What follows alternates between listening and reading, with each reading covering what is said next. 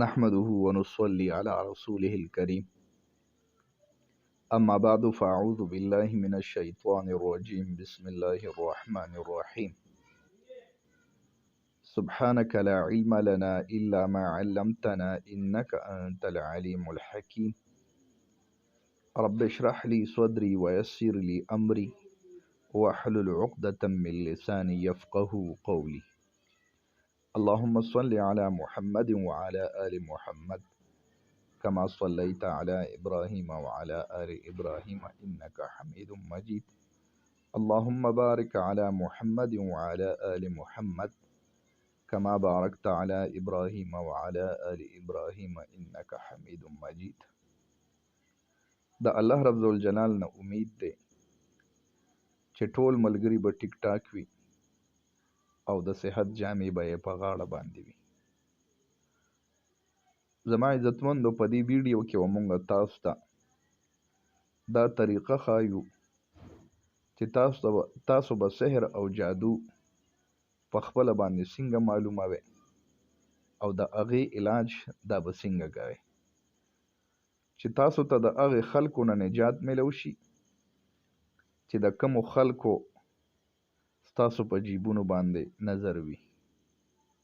مطلب زما دغه جعلي پیران دي. زما عزتمندو، کوم انسان ته چې تکلیف وي، بیمار وي او دا سوچ وي چې یاره ما باندې سحر او جادو دا شوی دی، نو تاسو به داسې کار وکړئ چې د هغه کوم هایټ دی، د هغه کوم قد دی، د هغې مطابق به یو تار واخلئ. د خپو د دې مټې ګوتې نه دا چې کومه غټه ګوته ده د دې نه به ناپ واخلئ تر د ده سره پورې، او په دغه تار باندې به 11 پیرې مخکې دا درود شریف ووایئ او 9 پیرې به پې سوره مزمل ووایئ او په اخره کې به بیا 11 پیرې درود شریف ووایئ او په دغه تار باندې به یې چوپ کړئ. نو که چېرته دغه تار دا د قد نه زیات شو، بیا به یې د سره ناپ کړئ.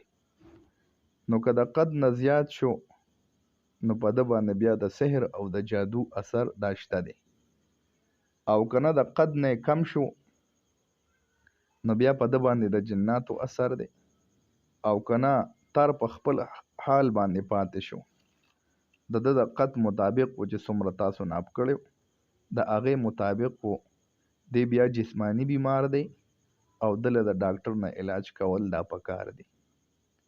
دا خو د معلومولو طریقه شوه.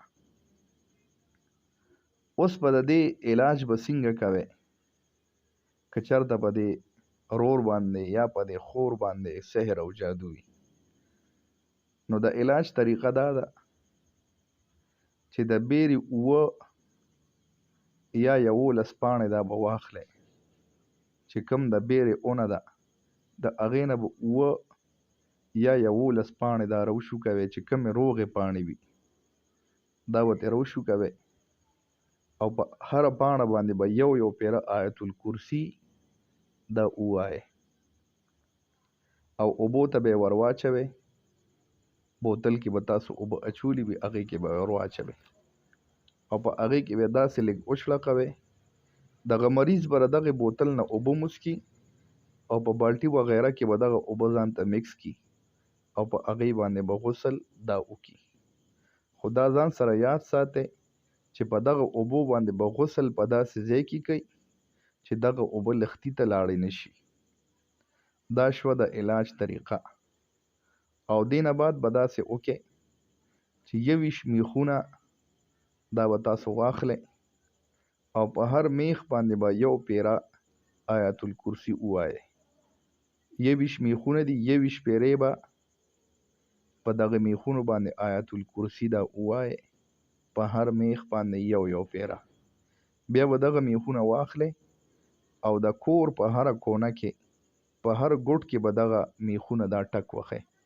انشاءالله العزیز د دې په ذریعې سره به تاسو آینده د سحر او د جادو نه محفوظ شئ. که یو انسان دا غواړي چې زه تاسو باندې سحر او جادو وکم، تاسو باندې به انشاءالله العزیز سحر او جادو دا اثر نه کوي. زما عزتمندو که زمونږ دا ویډیو هم خوښ شوي وي نو ځان سره زمونږ دا چینل دا سبسکرایب کې چې آینده تاسو ته زمونږ ویډیوګانې بر وخت دا میلو شي.